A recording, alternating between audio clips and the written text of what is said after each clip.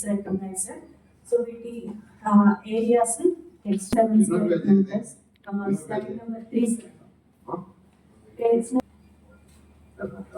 3 square kilometres sir. Much like and each యూఎల్పీలో నెల్లూరులో 17 revenue villages ఉన్నాయి, కావలిలో 4 రెవెన్యూ విలేజెస్ ఉన్నాయి, ఆత్మకూరు 9, 12, 2022 ద్వారా total jurisdiction of the district ని మన నోడాలో కలపడం జరిగింది. బుచ్చి అని 3 యూఎల్పీస్ అప్పుడు నోడా పరిధిలో ఉండే గూడూరు, సూళ్ళూరుపేట, నాయుడుపేట అన్నిటిగా నెల్లూరు డిస్ట్రిక్ట్ లోకి వచ్చేది 1887.11 స్క్వేర్. ఇందులో 175 గ్రామాలు ఉన్నాయి.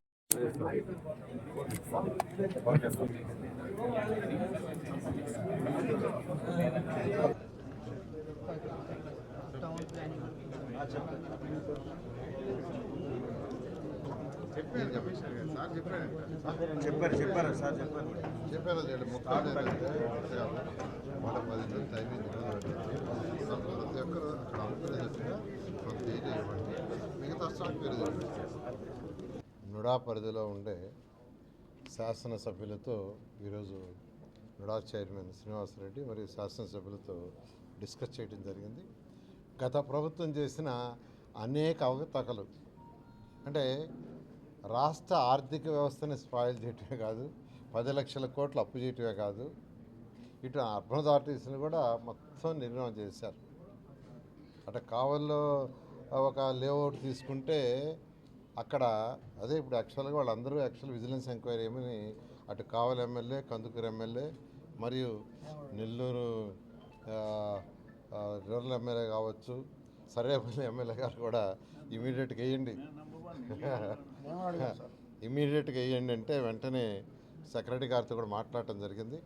సెక్రటరీ గారు కూడా ఇమీడియట్గా మన యొక్క వీసీ జాయింట్ కలెక్టర్ గారిని రిపోర్ట్ పంపిస్తే వెంటనే వేస్తామన్నారు. ఇమీడియట్గా దాని మీద వేసి 15 రోజుల్లో, ఎందుకంటే ఖర్చు నిజంగా అక్కడ పని చేసిన దానికంటే ఎక్కువ డబ్బులు పే చేశారు. శాసనసభ్యులు చెప్పేది ఏంటంటే డబ్బులు 26 కోట్లు పే చేశారు, కానీ అక్కడ జరిగిన వర్క్ 10 కోట్లు కూడా జరగలేదు, 15 కోట్లు కూడా జరగలేదు అన్నారు. ఇమీడియట్గా దాని మీద యాక్షన్ తీసుకుంటాం. ఎందుకంటే గత ప్రభుత్వం రాష్ట్రంలో అన్ని దగ్గర ఇలాగే చేసింది, ప్రతి దగ్గర అదే విధంగా చేసింది. దీని మీద చేసాం. తర్వాత యాక్చువల్గా ఇవాళ ఎమ్మెల్యేలతో వాళ్ళందరితో మాట్లాడటం, వాళ్ళ సమస్యలు డిస్కస్ చేసాం. ఎల్ఆర్ఎస్ ఇచ్చాం. శాసనసభ్యుల యొక్క కోరిక మేరకు ఎల్ఆర్ఎస్ క్లియర్ చేసాము. రాష్ట్రంలో ఉన్న వాళ్ళందరినీ కూడా రిక్వెస్ట్ చేసేదంటే ఆ ఎల్ఆర్ఎస్ డేట్ ప్రకారం కంప్లీట్ చేసుకోండి. చాలా రూల్స్ అండ్ రెగ్యులేషన్స్ ఈరోజు అర్బన్ అథారిటీ మున్సిపాలిటీలో చాలా రూల్స్ అండ్ రెగ్యులేషన్స్ లిబరలైజ్ చేసాం. సెట్ బ్యాక్స్ లిబరలైజ్ చేసాం, లేఅవుట్స్కి చేసాం, బిల్డింగ్స్కి చేసాం. భారతదేశంలో ఉన్న అన్ని రాష్ట్రాలకు అధికారులు పంపించాను, అన్ని రాష్ట్రాల్లో రూల్స్ రెగ్యులేషన్ తెప్పించాం. మన రాష్ట్రంలో ఉన్న అనేక బిల్డర్స్ అసోసియేషన్స్తో కూర్చొని డిస్కస్ చేసాం. అన్నీ చేసి సీఎం గారికి ప్రజెంట్ చేసాం. ఫైనల్గా సీఎం గారు ఏ రాష్ట్రంలో ఏదన్నా +1 దానికంటే బెటర్గా చేయాలని ఆదేశం ఇచ్చారు. దాని ప్రకారం చేసాం. నాలా కూడా యాక్చువల్గా తీసేసాం. నాలాకు కూడా పర్మిషన్ లేదు, మీరు 4% డబ్బులు కడితే ఇట్ ఈస్ డీమ్డ్.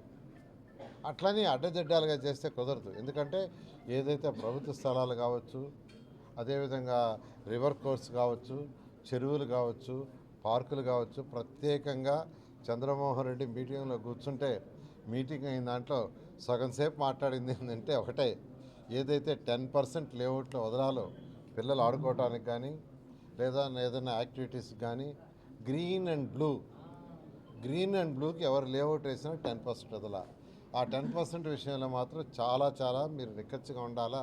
ఇలాంటి పిల్లలు ఆడుకోవటానికి లేదు, పెద్దవాళ్ళు రిలాక్సేషన్ చేసుకోవటానికి లేదు అంటున్నారు. ఆ విషయంలో మాత్రం కఠినంగా ఉంటామని ఎవరైతే లేఅవుట్లు వేస్తున్నారో వాళ్ళందరికీ చెప్తున్నాం. ప్రజెంట్ లేఅవుట్లు వేసిన వాళ్ళు కూడా వాళ్ళు అక్కడ వదలకుంటే పక్కనైనా వదిలేసి ఇవ్వాలి.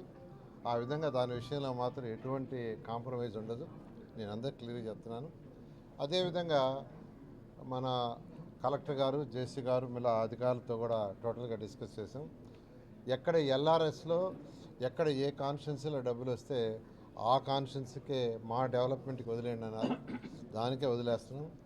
వాళ్ళు ఆ కాన్స్టిట్యున్సీలో వాళ్ళు వర్కులు చేయించుకుంటామంటే వాళ్ళైనా చేయించుకోవచ్చు. వాళ్ళ దగ్గర మ్యాన్ పవర్ లేకుంటే నొడావాళ్ళు అయినా చేసి పెడతారు. ఈ విధంగా ఈ యొక్క ఎల్ఆర్ఎస్లో వచ్చే డబ్బులు కానీ టౌన్ ప్లానింగ్లో వచ్చే డబ్బులు కానీ ఏదైనా కాన్స్టిట్యున్సీస్ ముఖ్యమంత్రి గారు ఒకటే చెప్పారు, ఒక్క టౌన్లే కాదు పంచాయతీలు వాటిలో కూడా రూరల్ ఏరియా కూడా డెవలప్ కావాలి, ఇన్ఫ్రాస్ట్రక్చర్ రావాలని చెప్పారు. ఆ విధంగా అడుగులు వేస్తే ఈరోజు మున్సిపల్ శాఖ ముందుకు పోతుంది. Thank you sir. LRS okay, BRS ఏమన్నా ఆశ ఉంది? దాని మీద సీఎం గారితో డిస్కస్ చేస్తున్నాం, త్వరలో డెసిషన్ తీసుకుంటాం. Thank you.